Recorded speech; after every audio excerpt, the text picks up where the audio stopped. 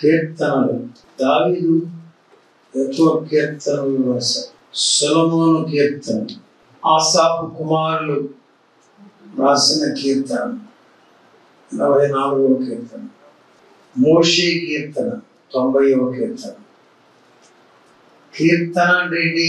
మా కీర్తన పుస్తకం ఏంటండి అంటారు పెద్దవాడు. అంటే ఏంటి? పాటలు, కీర్తనలు పాడుకునేవారు. మనకు 150 కీర్తనలు ఉన్నాయి కీర్తనల గ్రంథంలో. యేసుక్రీస్తు వారు భూమి మీద నరావతారిగా పుట్టే సమయానికి కీర్తనలన్నీ ఒక చోట చేసి కీర్తనల పుస్తకంగా వాడుతున్నారట. యేసుక్రీస్తు వారు 1st century 90వ కీర్తనలో భక్తుడైన మోషే, ప్రభువా తరముల నుండి మాకు నివాస స్థలము నీవే. క్రీస్తులో మనం ఆయనలో ఉండేవారు. ఎక్కడ పడేసాడు మనం తెచ్చి, ఎందుకు తెలియదు. దేవుని దగ్గర ఉండే మనం, దేవునితో ఉండే మనం ఎక్కడికి వెళ్ళాం? భూమి మీదకి వెళ్ళాం. కీర్తనకారుడు అంటున్నాడు, ప్రభువా పుడా ముందు నుండి కూడా తరముల నుండి మాకు నీవే నివాస స్థలం, నీలో ఉన్నాం, నీతో ఉన్నాం. పర్వతములు పుట్టక, ఇప్పుడు చెప్పండి, పర్వతములు పుట్టక మునుపు, భూమికి పునాది లేనప్పుడు, దేవుడు దేవుడు దేవుడు హల్లెలూయా.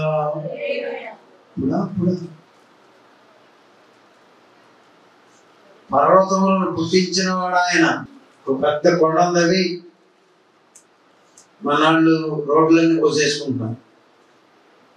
ఎంత తొలితే జరుగుతుంది. వాటిని పుట్టించిన వాడెవరు? దేవుడే. పర్వతములు పుట్టక మునుపు, భూమిని లోకమును నీవు పుట్టింపక, పర్వతములు పుట్టక మునుపు భూమిని లోకమును నీవు, లోకం అంటే మనుషులే కదా, భూమిని లోకాన్ని వేరు చేశాడు. చూసారా? నీవు పుట్టింపక మునుపు యుగ యుగములు నీవే. యుగానికి ఒక దేవుడు, తరానికి ఒక దేవుడు, ఇంటికి ఒక దేవుడు, మనిషికి ఒక దేవుడు, నీకు ఒక దేవుడు, నాకు ఒక దేవుడు ఉండరు. దేవుడు అంటేనే సృష్టికర్త.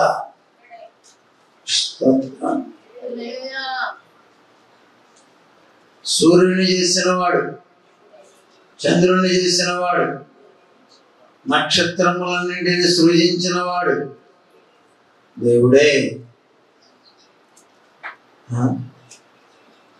ఇప్పుడా యుగ యుగములు, స్తోత్రం, యుగ యుగములకు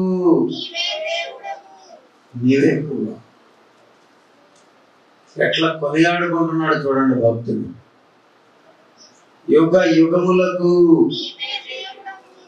నీవే దేవుడు. నీవు మనుషులను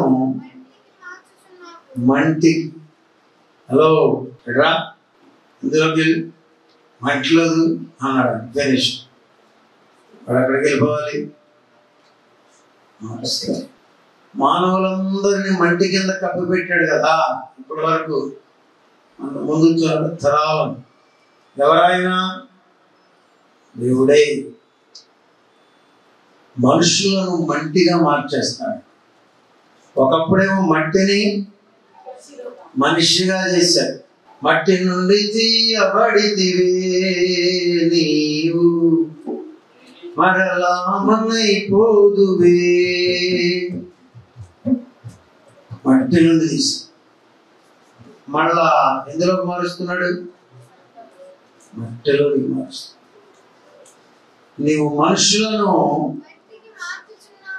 మట్టి. కొంతమంది నోట్లో బంగారం పెడతారంట. ఎప్పుడు? 6 పేటల తాడు పెడతారనుకోమారంట. ఏదన్నా ఒక రవ్వ అందులో పడేస్తారంట. అయితే బంగారం అవుతావా? మట్టి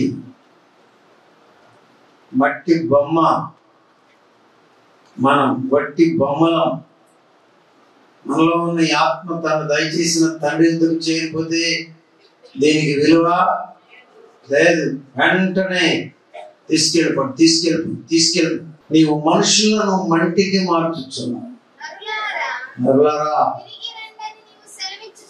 ఏమంటున్నాడంట? హలో, కమ్ బ్యాక్ అంటాడంట. మనం ఏం చేయాలి అప్పుడు? ఎస్ అనుకుంటూ కనుక వెళ్ళిపోవాలి. గాలిపటాన్ని బిడ్డలు ఎలా వదులుతారు? బుయ్యి బుయ్యి బుయ్యి బుయ్యి వెళ్ళిపోతా ఉంటారు. తర్వాత ఏం చేస్తారు? చూడతా ఉంటారు. చూడితే మళ్ళా వెనక్కి వస్తుంది. అలాగే నీవు కూడా తాను దయచేసిన తండ్రి యొద్దకు స్తోత్రం. హల్లెలూయా, హల్లెలూయా. నరులారా తిరిగి రండని నీవేం చేస్తున్నావు? ఎవరు మాట్లాడతారు ఈ మాటలు? మోషే ప్రార్థనది. దేవా, నువ్వేంటి వీళ్ళందరినీ రమ్మన్నాం వల్ల వదిలేసింది ఇక్కడ వదిలేస్తే పోయేదిగా. సంవత్సరాల తరబడి ఇక్కడే ఉండిపోయాం. 200 ఏళ్ళు, 300 ఏళ్ళు, 400 ఏళ్ళు, 500 ఏళ్ళు, 600 లేదంట. నీవు తిరిగి రమ్మని సెలవించుచున్నావు. ఈ దృష్టికి 1000 సంవత్సరములు గతించిన నిన్నటి వలె ఉంది. దేవుని కంట 1000 ఏళ్ళు. 1000 ఏళ్ళు అయిపోయిన తర్వాత నిన్న ఏమైంది నిన్న అంటాడంట. మొత్తాన్ని ఎంతటితో పోల్చాడు? నిన్నటితో పోల్చాడు. దానికన్నా బలమైన పదం ఇంకొకటి వాడాడు. రాత్రి అందలి ఒక జాము వలె ఉన్నాయంట. 4 జాములంట. 4 మూళ్ళు. ఒక జాముకి ఎన్ని గంటలు? 3 గంటలు. 1000 ఏండ్లను ఎంతకు పోల్చాడు? దేవునికి 3 గంటలకు పోల్చాడు. చెప్పండి, ఎన్ని గంటలకి? చెప్పండి. 3 hours equal to your 1000 years. ఏంటి ప్రభువా, త్వరగా కానివ్వు. అయిపోవాలి, మన త్వరగా పెళ్ళిళ్ళు అయిపోవాలి. ఒక జాము వలె ఉన్నవి, వరద చేతనైనట్టు. ఎట్లాగంట గొట్ల వెళ్ళిపోయారంట క్రికెట్ చూడటానికి. మరి ఏం చేశాడో తెలీదు. వరద చేతనైనట్లు నీవు వారిని పారగొట్టివేగా. ఇప్పుడు దాకా బాగానే ఉన్నాడుగయ్యా, బాగానే ఉన్నాడయ్యో. వరద చేతనైనట్టు నీ వారిని పారగొట్టివేగా. వారు నిద్రించి అంతటితో అయిపోవాల స్టోరీ. నిద్రించి ప్రొద్దున స్తోత్రం చెప్పండి. చిగురుకు పోల్చాడు నీ ఆత్మీయమైన జీవితాన్ని. మూడు బారిన జీవితాలను చిగురింపజేయగలవు నీవు. మధురముగా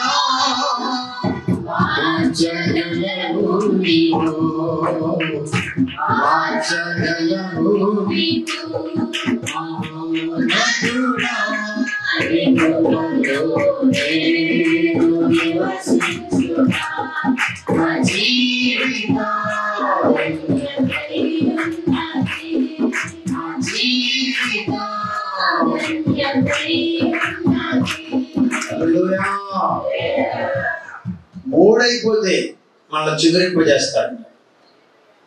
ప్రొద్దున పారగొట్టి లేకుండా చేసి మళ్ళా పచ్చగడ్డి చిగురించినట్లుగా చిగురిస్తావు. గొప్ప సంగతి కదా. అన్ని జనులు చిగురిస్తారా? వాళ్ళ చిగురింపులు దేవుని స్తోత్రం. హల్లెలూయా. ఎట్లా అన్నాడు? ప్రొద్దున వారు పచ్చగడ్డి వలె చిగురింతురు, అది మొలచి చిగురించును. సాయంకాలమున అది కోయబడి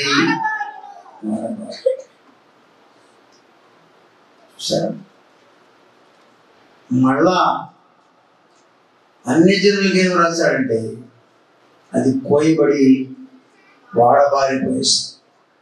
వృద్ధుల చిగురించే కృప, పునరుత్థాన అనుభవం, వాడబారిపోయే పద్ధతి క్రీస్తు లేని జీవితం.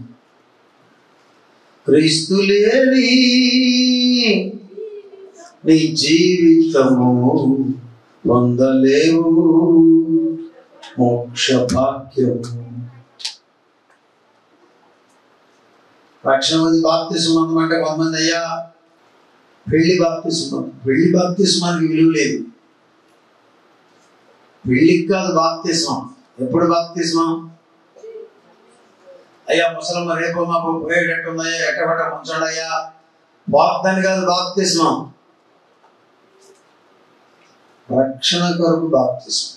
నేను ప్రభువును నమ్మాను, నేను రక్షణ పొందాను, నేను పాపములను ఒప్పుకున్నాను, నేను పాపమును జయించాను, నాకు ఈ రక్షణ ప్రణాళికలో భాగంగా బాప్తిస్మం అవసరం. అది చాలా విషయాలు చెప్పాడు ఇక్కడ. ప్రొద్దుట వారు పచ్చగడ్డి వలె చిగురించును, ప్రొద్దుటది మొలచి చిగురించును, సాయంకాలమున అది కోయబడి వాడబారు. నీ కోపం వలన మేము క్షీణించుచున్నాం. ఇశ్రాయేలీయులు దేవుని కోపాన్ని రుచి చూచారు. దెబ్బపడింది వాడు చాలాసార్లు. ప్రభు ఎందుకు ఇశ్రాయేలీయులను ఎంతగా ప్రేమించాడో అంతగా శిక్షించాడు. భక్తుడైన మోషే అంటున్నాడు, దేవా మేమున్నామే నీ బిడ్డలం, ఇశ్రాయేలీయులు నీ కోపము వలన ప్రభువా వద్దయ్యా, క్షీణించే పరిస్థితి. ఏంటన్నమాట క్షీణించిపోయావు? వద్దు ప్రభువా, నీ కృప చూపయ్యా, క్షేమం దాచి. నీ కోపము వలన మేము. దేవుని కోపానికి ఎలా ఉంటుంది చెప్పండి? మనుషులు కోపం వస్తేనే చందరవందరు చేసేస్తారు. మనుషులకి అంత కోపం అంటే దేవునికి ఎంత కోపం? కీర్తనకారుడు అంటున్నాడు, మోషే అయ్యో అయ్యా నీ కోపం వల్ల మేము వద్దు ప్రభా, నీ కోపాన్ని మా ఎడల చూపించదయ్యా, నీ కోపం వల్ల మేము క్షీణించుచున్నాము, నీ ఉగ్రతను బట్టి ఏమవుతున్నారట? వీళ్ళు ఎంతమందికి దిగులు పట్టడం తెలుసు చెప్పండి? దిగులు దిగులు తెగులు కాదు, దిగులు. చూడండి, ఇట్లా పట్టాన్ని ఏమంటారు? కొంతమంది పెళ్లికి వెళ్తారా, ఇట్లా పడతారు. అక్కడ ఏంటా మాటలున్నావు? ఏమి లేదులే. ఏంటా మాటలున్నావు? ఏమి లేదులే. దిగులు పట్టుకున్నా. కొంతమంది మర్యాద పెట్టుకుంటారు, మనోవేదన. కొంతమంది దిగులు పెట్టుకుంటారు, ఏదో అయిపోతే. కీర్తనకారుడు అంటున్నాడు, నీ ఉగ్రతను బట్టి ఒరే ఒరే యా ఇది పోయేటట్లేదురా. ఓరి నాయనో, ఎన్ని మందులు వాడినా తగ్గేటట్లేదురా నాయన, ఎన్ని మందులు వాడినా. దిగులు పట్టిందా? కీర్తనకారుడు, నీ ఉగ్రతను బట్టి మేము దిగులు పడుచున్నాము, మా దోషములను. మనకు కూడా కొంతమందిని చూస్తే ఏమనిపిస్తుంది? కోపం రాదు? ఇక్కడ ఒక పిల్ల ఏసీలన్నీ వేసి 2 కుక్కల తలుపులు లోపల పెట్టి తాళం వేసి వెళ్ళిపోయింది. మా నాయనే అని కూర్చుకుంటారా? ఈత బెత్తం పట్టుకుని వీపంతా పగల కొడతారు. ఇంకో చోట మనుషులకి కోపమే కాదు, దేవునికి కోపం వస్తుందట. ఏమన్నాడు రా? మా దోషములను.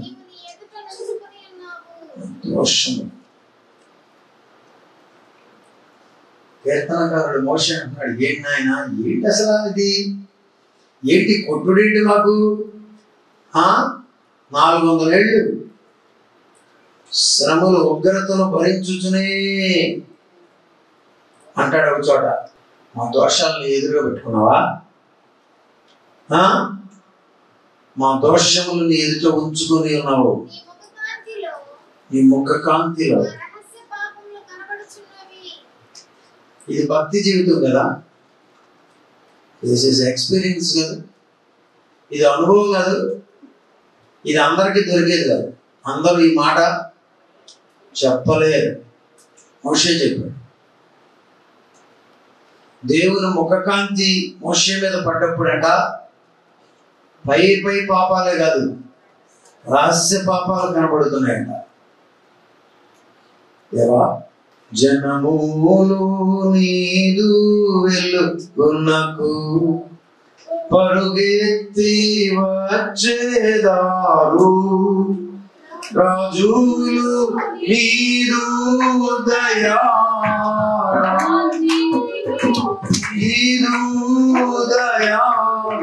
కాంతికి వచ్చేదారు, కాంతికి. హల్లెలూయా. దేవుని వెలుగు ఎట్లా పాడుతున్నారు ఈ మధ్య? నీ వెలుగు నాపై ఉదయించునే. దేవుని వెలుగంట మోషే మీద ప్రకాశించిందంట. ఎప్పుడైతే దేవుని వెలుగు ప్రకాశించిందో రహస్య పాపాలు కూడా. కొన్నిసార్లు మన పాపాలు మనకే తెలియదు. చాలా వరకు అడుగుతాం, ప్రభు పలానా విషయంలో తప్పిపోయా, పలానా విషయంలో తప్పు చేశాను, నన్ను క్షమించే.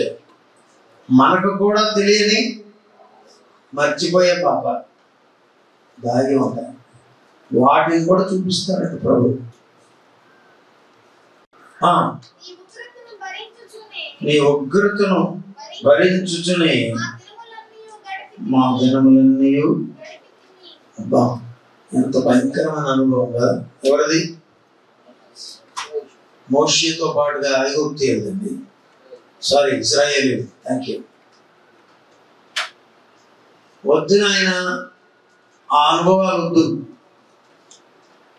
మాకు విలియం గారు అని ఉండేవారు, చెప్పినట్టున్నాక మొన్న మధ్య. ఆయన ఒకరోజు ఇస్మాయిల్ గారితో మీటింగ్ పెట్టించి, మా చిన్నప్పుడు, అప్పుడు మాకు తెలియదు ఇస్మాయిల్ గారు అంటే ఎట్లా ఉంటారో చూడటానికి వెళ్ళాం. వాళ్ళు అప్పట్లో కొన్ని స్టోరీలు చెప్తా ఉండేవాడు. బెతేల్ సహవాసంలో ఇస్మాయిల్ గారు రావడం అంటే పలానా పలానా పలానా.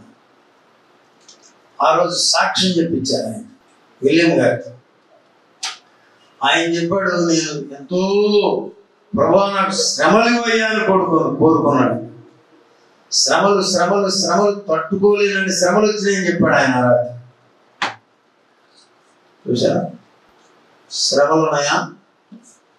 శ్రమల పాలైతి సొమ్మసిల్లితి సిలువకు అని రాశాడు అయ్యా. నీ ఉగ్రత భరించుచునే. మీరు ఎంతమంది జీవితం క్షేమంగా ఉంది? ఎంతమంది జీవితం ఉగ్రతను అనుభవిస్తున్నారు? ఉగ్రత వద్దని ప్రభువుని కోరుకోవడంలో తప్పేమీ లేదు. కృపాకాలంలో మనం ఉన్నాం. దేవుడు మనకు కృప చూపువాడై ఉన్నాడు. ఉగ్రతకు పాలు పొందకుండా మనము క్షేమాన్ని పొందుకోవాలి. ప్రభు దగ్గర, దేవా మేము ఉగ్రతను భరించుచునే, ఒకరోజు కాదంట, ఎన్ని రోజులు? శ్రమ శ్రమ శ్రమ శ్రమ శ్రమ శ్రమ. కొంతమంది అన్ని సుఖాలు అనుభవిస్తారు, మళ్ళా దేవుని దగ్గర నిష్ఠూరంగా మాట్లాడతారు. ఏమన్నా ఉందా మంచి మర్యాద? ఇంకేమన్నాడు చూడండి, నిట్టూర్పులు విడిచినట్లు ప్రభువా మా జీవితకాలం జరుపుకోవాలనుకుంటున్నాం. ఇంకా మా ఆయుష్కాలము 70 సంవత్సరములు అధిక బలం ఉన్నాడు. నేను అనుకోవడం ఐగుప్తులో ఇశ్రాయేలీల ఆయుష్కాలం తగ్గి ఉంటుంది సిద్ధు. ఎందుకని? శ్రమలు. ఐగుప్తు పిరమిడ్లన్నీ ఇశ్రాయేలీలతో కట్టించారు. ప్రపంచ వింతలలో ఒక వింత ఐగుప్తు పిరమిడ్. మమ్మీలు అని చెప్పేసి ఆ డమ్మీలందరినీ అందులో పాతి పెట్టి సమాధులు, పిరమిడ్ సమాధులే. ఐగుప్తు మమ్మీలన్నింటిని అందులో పెట్టి సమాధులు చేసేవారు. ఇశ్రాయేలీలను శ్రమ పెట్టారు. మోషే ప్రార్థన చేస్తున్నాడు, దేవా మా ఆయుష్కాలం 70 ఏళ్ళు అయ్యా, ఇంకేం బతుకుతాం? మోషే వాస్తవంగా 120 బ్రతికాడు. కానీ మోషేకి అర్థమైపోయింది, ఈ శరతో ఈ బాధతో మనము బ్రతికి పట్టకొట్టే పరిస్థితులు కనబట్టలేదు. బాబోయ్ వద్దయ్యా, 70 ఏళ్ళు చాలనుకున్నాను. ఒకవేళ ఎక్కడన్నా రేర్ కేసెస్ లో అధిక బలం ఉన్నాడు చెప్పండి. నీకున్న బలం మామూలు బలం, అధిక బలం. హిమోగ్లోబిన్ గారు 6% ఉంది. గుడ్డెడతావు 3% వస్తే గుడ్లు తిను. బలము కంటే కూడా ఇంకా శక్తివంతమైనది బలం ఉండాలి, అధిక బలం ఉండాలి. అలా ఉంటే 80 ఏళ్ళు అంట. 70 ఏళ్ళు బ్రతకాలని కోరుకుందా? 80 ఏళ్ళు బ్రతకాలని కోరుకుందా? నాకు తెలుసు మీరు చేతులు ఎత్తలే. లోపల 90 ఉంటే చాలు ప్రభు అనుకుంటారు. ఇస్తాడు. జనరల్గా 70 ఇచ్చాడు, స్పెషల్గా 80 ఇచ్చాడు. కొంతమంది మధ్యలో చనిపోతున్నారు. అలా చనిపోవడం దేవుని చిత్తం కాదని చెప్పడానికి మిమ్మల్ని ఇక్కడికి తెచ్చింది. మీకు 2 జీవితాన్ని దేవుడు ఇవ్వాలని కోరుతున్నాడు. స్తోత్రం, హల్లెలూయా. అధిక బలం ఉన్నాడులా 80 సంవత్సరాలు అయినను వాటి వైభవము బాగోలేదంట. 80కి వెళ్ళారో ఆయాసం అంట, దుఃఖం అంట. ఊరిలో ఏడిపించేస్తుంది 80లో. ఎందుకంటే ఏడుస్తావు? ఊరుకో అంటే ఊరుకుంటారు ముసలమ్మ. ఆయాసమే దుఃఖమే. చదవమ్మా.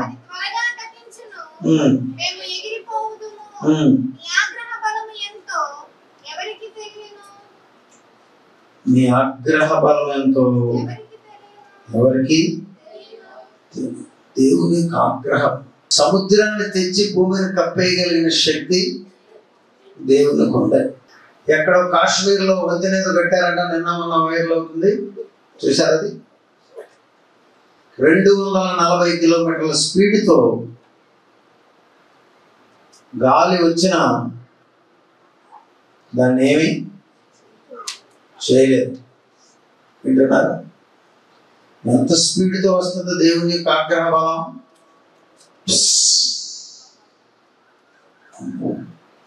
దేవా నాయన, కీర్తనకారుడు అంటున్నాడు, మోషే అంటున్నాడు, దేవా అసలు నీ కోపం ఎంత ఎవరికి తెలుసాయో?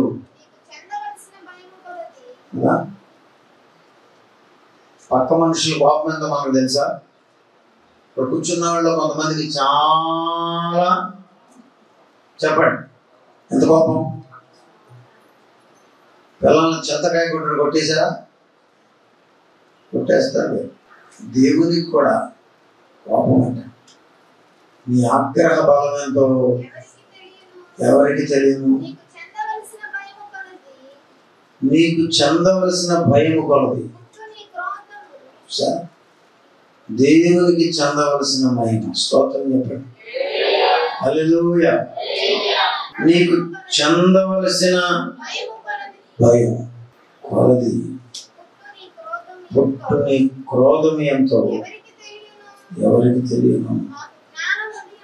దేవా, మాకు జ్ఞాన హృదయము కలుగునట్లుగా. ఇవన్నిటినీ అర్థం చేసుకోవాలంటే దేవుని కోపాన్ని అర్థం చేసుకుంటే పాట, దేవుని సంతోషాన్ని అర్థం చేసుకుంటే పాట, దేవుని చిత్తాన్ని అర్థం చేసుకుంటే పాట. ఏమో ఎవరికి తెలుసు అన్నీ కానిచ్చేదానికి ఒక మధ్య దీన్ని పోదామనుకుంటే అదేనా? ఓ సంపాదించి సంపాదించి సంపాదించి సంపాదించి పడుతుంది. దేవా, నాకు జ్ఞానము తెచ్చింది. సంఘానికి ఈ దినాన జ్ఞానము కావాలి, సమాజానికి ఈ దినాన జ్ఞానము కావాలి. అపవాది మనుషులను అజ్ఞానముతో నింపివేశాడు. ఏమీ జ్ఞానం లేని స్థితిగా మనుషుడు బ్రతుకుతున్నాడు. దేనిని పడితే దాన్ని పూజించి ఆరాధిస్తున్నాడు. మినిమం కట్టెస్ లేకుండా దేవునికి ఎంత కోపం వస్తుందో. అయ్యా, కృప చూపయ్యా అంటే ప్రభువు నమ్మదగిన వాడు, నీతిమంతుడు. దేవుని స్తోత్రం. హల్లెలూయా. దేవుని కోపాన్ని అంచనా వేస్తున్నావా? దెబ్బ తగిలినప్పుడు ఏమైనా వెనక తిరుగుతున్నావా? అసలు ఈ దెబ్బ ఏంటో అని ఆలోచన చేస్తున్నావా? ఏం లేదు. ఒక కాలు పోతే ఇంకో కాలు ఉంది కానీ ఎగిరిపోతున్నాం. ఒక చెయ్యి పోతే ఇంకో చెయ్యి ఉంది కదా అని ఎగిరిపోతున్నాం. ఒక కన్ను పోతే ఇంకో కన్ను ఉంది కదా అని ఎదుగుతున్నాం. డబ్బు పోతే సంపాదించుకోలేనా అన్నట్లుగా పరిగెత్తున్నాం. కానీ శ్రమ ఎందుకు వచ్చింది? ప్రభువా, ఎందుకు శ్రమ వెంబడి శ్రమ? నన్ను ఏం చేయమంటావు? ఏమన్నా? మాకు జ్ఞాన, సంఘానికి జ్ఞాన హృదయం కావాలి, బిడ్డలకు జ్ఞాన హృదయం కావాలి. అపవాది మనుషులను అజ్ఞాన అంధకారములో ముంచెలేపుతున్నాడు. మునుగుడు లేచు, జ్ఞాన హృదయం తెచ్చి. ప్రభువా, మా బిడ్డలకు జ్ఞాన హృదయం తెచ్చి. ప్రభువా, మా బిడ్డలను ఆదరించండి. ప్రభువా, నీ రెక్కల క్రింద బిడ్డలను భద్రపరచండి. హల్లెలూయా.